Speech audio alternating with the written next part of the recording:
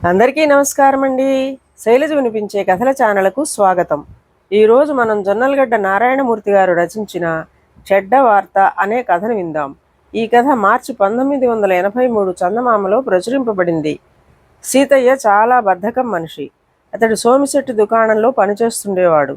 అతడి తండ్రి చనిపోయే నాటి వరకు ఎంతో విశ్వాసంగా పనిచేయడంతో సోమిశెట్టి సీతయ్య బద్ధకాన్ని, సోమరితనాన్ని అంతగా పట్టించుకునేవాడు కాదు. ఒకనాడు పట్నం నుంచి బండిలో సరుకులు తెస్తుండగా బండి బోల్తా పడటంతో సీతయ్యకు బాగా దెబ్బలు తగిలాయి. అతన్ని బండి తోలేవాడు భద్రంగా ఇంటికి చేర్చాడు.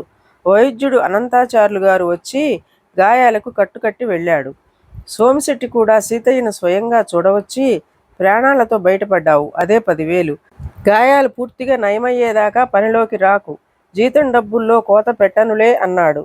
లోగడ సీతయ్య సోమరితనం చూసి కసురుకునే భార్య అతడికి శ్రద్ధగా సేవ చేయసాగింది.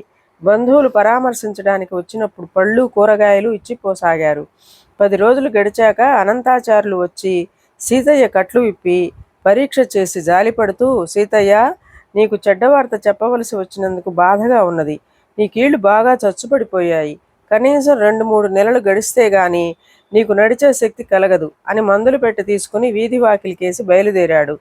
సీతయ్య ఆచార్యుల్ని ఆగమన్నట్టు చేయి ఊపి, అదేదో చెడ్డ వార్త చెబుతానని చెప్పకుండానే వెళ్ళిపోతున్నారు అన్నాడు.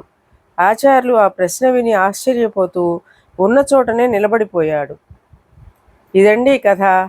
ఈ కథ మీకు నచ్చినట్లయితే లైక్ చేయండి, షేర్ చేయండి, కామెంట్ చేయండి, సబ్స్క్రైబ్ చేసుకొని నన్ను ఎంకరేజ్ చేయండి. నమస్కారం అండి.